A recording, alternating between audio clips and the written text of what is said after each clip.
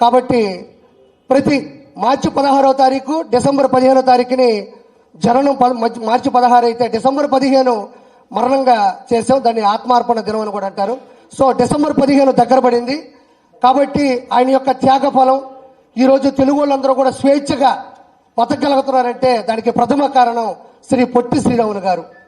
కాబట్టి ఆ పొట్టి శ్రీరాములు గారి యొక్క ఘనతను కానీ ఆయన యొక్క గొప్ప విషయాన్ని కూడా ప్రపంచానికి తెలియాలి అన్న ఒక విషయంతో నేను ఈ ప్రెస్ మీట్ పెట్టడం జరిగింది.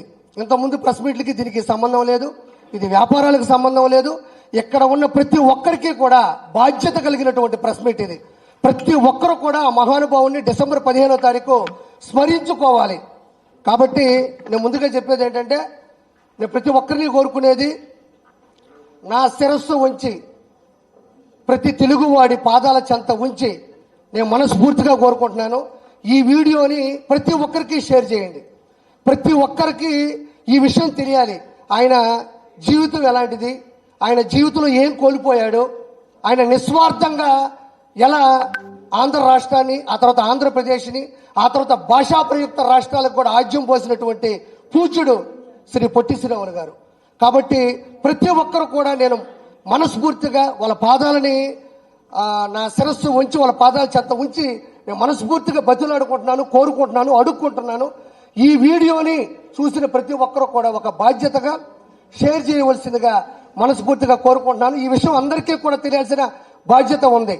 కాబట్టి చాలా మందికి తెలియదు ఈ విషయం. నేను చాలా మంది చెక్ చేశాను పొట్టి శ్రీరాములు గారి గురించి తెలియాలని. సో ఇంకా చాలా ఉన్నాయి. ముందుగా నేను చెప్పేది ఏంటంటే, పొట్టి శ్రీరాములు గారికి ఒక అక్క ఉండేవాళ్ళు, ఆమె పేరు గురమ్మ. గురమ్మ గారు భర్త చనిపోయిన తర్వాత అప్పటికి గురమ్మ గారికి ఒక అబ్బాయి ఉన్నాడు. ఆయన పేరు ఎన్ఆర్ గుప్తా గారు. సో ఆ ఎన్ఆర్ గుప్తా గారు కూడా పొట్టి శ్రీరాములు గారు మరణించేంత వరకు కూడా వెన్నంటే ఉన్నాడు, ఒక లక్ష్మణుడు మాదిరిగా, మేనలుడు అయినప్పటికీ కూడా. ఆ ఎన్ఆర్ గుప్తా గారు తన జీవితం మొత్తం కూడా త్యాగం చేశారు పొట్టి శ్రీరాములు గారి గురించి మొత్తం జీవితం కోసం. సో ఆ ఎన్ఆర్ గుప్తా గారు ఎవరైతే ఉన్నారో వాళ్ళ యొక్క కూతుర్లు, వాళ్ళ పాపలు ఆ రోజుల్లో ఆమరణ నిరాహార దీక్ష జరిగేటప్పుడు కళ్ళ ముందే అవన్నీ చూసి భావోద్వేగానికి లోనైన వాళ్ళు, అంటే మనం వింటున్నాం, చూసిన వాళ్ళు కూడా ఇక్కడే ఉన్నారు. సో ఆ ఇద్దరు అంటే ఎన్ఆర్ గుప్తా గారి అంటే మన పొట్టి శ్రీరాములు గారి మనవరాలను కూడా ఒకసారి స్టేజ్ మీదకి రావాల్సిగా కోరుకుంటున్నాను.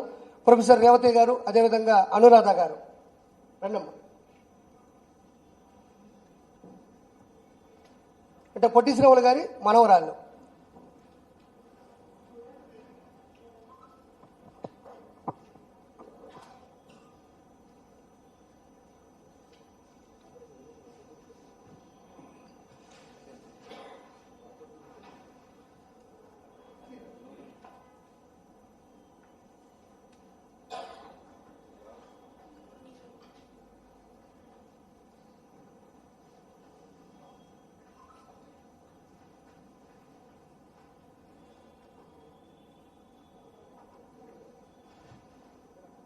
పైన విపరీ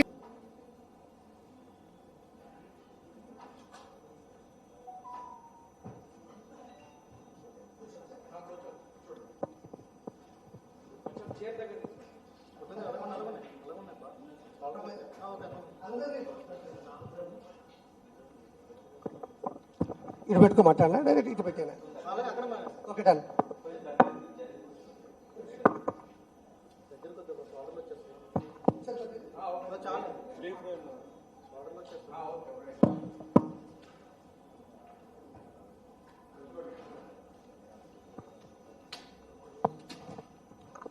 రెడీనా?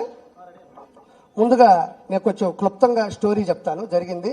తర్వాత మేడం వాళ్ళు వాళ్ళ అనుభవాలని ప్రత్యక్షంగా చూశారు, పరోక్షంగా కూడా విన్నారు. కాబట్టి అది రక్త సంబంధం సంబంధించినటువంటి చరిత్ర. కాబట్టి నేను మొదటగా కొంచెం క్లుప్తంగా చెప్పి తర్వాత రేవతి గారు, అనురాధ గారు మాట్లాడిన తర్వాత మనం క్లోజ్ చేద్దాం. రెడీయా? మొదటగా శ్రీ పొట్టి శ్రీరాములు గారు అంటే చరిత్ర లెజెండ్. పొట్టి శ్రీరాములు గారి ఇంటి పేరు పొట్టి. ఆయన ఆర్యవైశ్య సంబంధించిన వాళ్ళు. అప్పుడు మద్రాసు ప్రెసిడెన్సీలోని నెల్లూరులోని కనిగిరి తాలూకాలోని పడమటిపల్లి గ్రామం పొట్టి శ్రీరాములు గారి యొక్క ముత్తాత పొట్టి బసవయ్య గారు, తాతగారు పొట్టి నారాయణ గారు, తండ్రి గారు పొట్టి గురవయ్య గారు. పొట్టి గురవయ్య గారి యొక్క బిడ్డే శ్రీ పొట్టి శ్రీరాములు గారు. గురవయ్య గారు మహాలక్ష్మమ్మ గారు దంపతులు. మొదట పొట్టి గురవయ్య గారు మహాలక్ష్మమ్మ గారు పడమటిపల్లి గ్రామంలో ఉండేవాళ్ళు. అక్కడ దాత అనే ఒక కరువు వచ్చింది 1876 సంవత్సరంలో. ఆ కరువుకి పశు పక్షాదులు, చిన్నపిల్లలు, వృద్ధులు కూడా చాలా మంది బలైపోయారు. అక్కడ బతకలేక మద్రాసుకి 10 కిలోమీటర్ల దూరంలో ఉండే న్యాయపాలెం అనే ఒక ఊరికి వెళ్ళారు. అక్కడ కూడా ఇబ్బందులు అయ్యి మద్రాసు పట్టణంలో ఆ టౌన్లో జార్జి టౌన్, అన్నాపిల్లై వీధి 165 నెంబర్ ఇంటికి కూడా వాళ్ళు వెళ్ళడం జరిగింది. నెల్లూరు పడమటిపల్లి గ్రామంలో ఉన్నప్పుడు పొట్టి శ్రీరాములు గారికి, అంటే గురవయ్య గారికి, మహాలక్ష్మమ్మ గారికి మొదట మన గురమ్మ గారు కూతురు పుట్టింది. దాని తర్వాత నారాయణయ్య గారు అబ్బాయి పుట్టాడు. మూడో వ్యక్తి మన హీరో పొట్టి శ్రీరాములు గారు. దాని తర్వాత రంగయ్య గుప్తా గారు. అంటే పొట్టి శ్రీరాములు గారి ఫ్యామిలీలో అమ్మా నాన్న తర్వాత నలుగురు ఉన్నారు. వీళ్ళు నలుగురు. సో నెల్లూరులోని పడమటిపల్లి గ్రామంలో ఉన్నప్పుడు నారాయణయ్య గారు, గురమ్మ గారు పుట్టారు. ఎప్పుడైతే జార్జి టౌన్, అన్నాపిల్ల వీధి ఇంటి నెంబర్ 165కి వచ్చారో మన హీరో పొట్టి శ్రీరాములు గారు, ఆయన తమ్ముడు రంగయ్య గుప్తా గారు కూడా పుట్టడం జరిగింది. మహాలక్ష్మమ్మ గారు వాళ్ళ అమ్మగారు మంచి స్నేహశీలి, మృదుశీలి, శ్రీరామునికి భక్తురాలు, చాలా మంచి వ్యక్తి, ఎప్పుడు నిజాయితీగా ఉండేది. వాళ్ళ నాన్నగారు కూడా అందరు ఏదైనా తప్పులు చేసినా కూడా ఆయన పంచాయతీలు ఇచ్చేవాళ్ళు. ఆయన కూడా నిజాయితీగా ఉండేవాళ్ళు, ఎవరిది ఒక్క రూపాయి కూడా ఆశించేవాళ్ళు కాదు. ఆ విధంగా వాళ్ళు మద్రాసుకు వచ్చిన తర్వాత 1901 మార్చి 16వ తారీఖు పొట్టి శ్రీరాములు గారు జన్మించడం జరిగింది. అది శ్రీరాముని యొక్క పర్వదినాలు. వాళ్ళు శ్రీరాముని భక్తులు కాబట్టి పొట్టి శ్రీరాములు అనే పేరు వచ్చింది. ఆ పేరు పెట్టడం జరిగింది.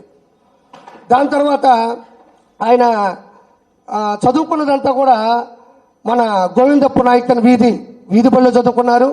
తర్వాత వచ్చేసి ప్రోగ్రెసివ్ యూనియన్ సెకండరీ స్కూల్లో చదువుకున్నారు. అది వచ్చి అడియప్పర్ నాయకన్ వీధి ఉంటుంది. తర్వాత వచ్చి హిందూ థియోలాజికల్ హై స్కూల్లో చదువుకున్నారు. చదువుకునే క్రమంలో కూడా చురుగ్గా ఉండేవాళ్ళు, గేమ్స్ ఆడేవాళ్ళు, షేక్స్పియర్ నాటకాలు ఆడేవారు. ఆయనకి నారాయణయ్య గారు అని ఒక టీచర్ ఉండేవాళ్ళు. ఆ నారాయణయ్య గారి యొక్క ప్రభావం కూడా విపరీతంగా శ్రీరాములు గారి మీద ఉంది. ఆయన సుమతి శతకం, దాంతోపాటు నారాయణ శతకం, మహాభారతం, రామాయణం లాంటి మంచి మంచి పురాణ గాథలు కూడా వినిపించేవాళ్ళు. పొట్టి శ్రీరాములు గారికి రామాయణంలో లక్ష్మణుడు, మహాభారతంలో కర్ణుడు అంటే చాలా ఇష్టం. దీనికి ఒక లింక్ కూడా ఉంది. ఎందుకంటే రామాయణంలో లక్ష్మణుడు ఎందుకు ఇష్టపడ్డాడని తర్వాత రోజుల్లో ఆలోచిస్తే గాంధీ గారి యొక్క గాంధేయవాది, గాంధీ గారు ఏం చెప్తే అదే చేశాడు కాబట్టే అక్కడ శ్రీరాముడికి లక్ష్మణుడు ఎంత ముఖ్యమో ఇక్కడ గాంధీ గారికి కూడా లక్ష్మణుడిలా సేవలు చేస్తూ ఆయన కోసం జీవితాంతం అంకితం చేసినటువంటి వ్యక్తి పొట్టి శ్రీరాములు గారు. కర్ణుడు అంటారా, ఆయన కవచ కుండలాల్ని దానం చేస్తే ఈయన తెలుగు వాళ్ళ ఆత్మాభిమానం, ఆత్మగౌరవం కోసం ఆయన ప్రాణాలనే దానం చేశాడు. అంటే చిన్నప్పుడు ఆయనకి మంచి బీజం పడింది. ఆయనకి ఎప్పుడు ఇన్స్పిరేషన్ ఇద్దరే, నారాయణయ్య గారు, తర్వాత మహాలక్ష్మమ్మ గారు.